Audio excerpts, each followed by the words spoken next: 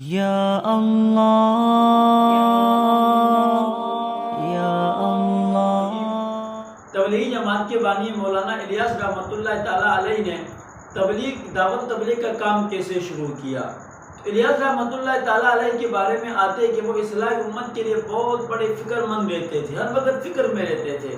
تو ان کے فکر کا ہی نتیجہ یہ تھا کہ رب ذوالجلال نے ان سے اتنا بڑا کام لیا۔ تو الیاس رحمۃ اللہ تعالیٰ علیہ کے زمانے کے اندر آتا ہے کہ انہوں نے ایک دن خواب دیکھا۔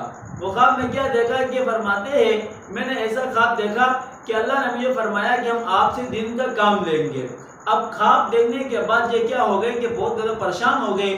اب پریشانی کے عالم میں انہوں نے کہا کہ اب دین کا کام تم سے لیں گے، دین کا کام ہوگا کیسے؟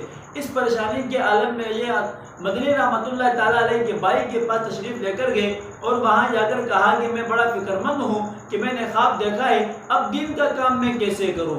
تو مدنی رحمۃ اللہ تعالیٰ علیہ کے بھائی نے ان سے فرمایا کہ آپ پریشان نہ ہو، خواب کے اندر یہ تو آپ کو نہیں کہا گیا ہے کہ آپ دین کا کام کریں، بلکہ یہ کہا گیا ہے کہ دین کا کام لیں گے تو وہ اللہ آپ سے دین کا کام ضرور لیں گے۔ اس کے بعد انہوں نے یہ پورا خواب سنایا۔ خواب انہوں نے اس طرح سنایا کہ آپ صلی اللہ علیہ وسلم تشریف فرما ہے، لوگ آ رہے ہیں اور آپ صلی اللہ علیہ وسلم بستر ان کے کندھوں کے اوپر رکھتے ان کو روانہ کر دیتے اور فرمایا ہم آپ سے دین کا کام لیں گے۔ تو انہوں نے کہا کہ اس خواب کی تعبیر کیا ہوگی اور دین کا کام میں کیسے کروں؟ تو اس وقت خواجہ عبد المالک صدیقی رحمۃ اللہ تعالیٰ علیہ نے فرمایا مولانا آپ سفر سے آئے، آپ کا بستر کہاں پر ہے؟ جب انہوں نے سوال کیا آپ کا بستر کہاں پر ہے تو حضرت الیاس رحمۃ اللہ تعالیٰ علیہ نے فرمایا کہ میرا بستر یہیں پر پڑا ہے۔ تو انہوں نے بستر اٹھایا اور اٹھا کر ان کے کندھے پر رکھ دیا۔ رکھنے کے بعد کہا کہ آپ جائے اللہ کے راستے پہ نکلے اور دین کا کام کریں، میری دعائیں ہمیشہ آپ کے ساتھ ہے۔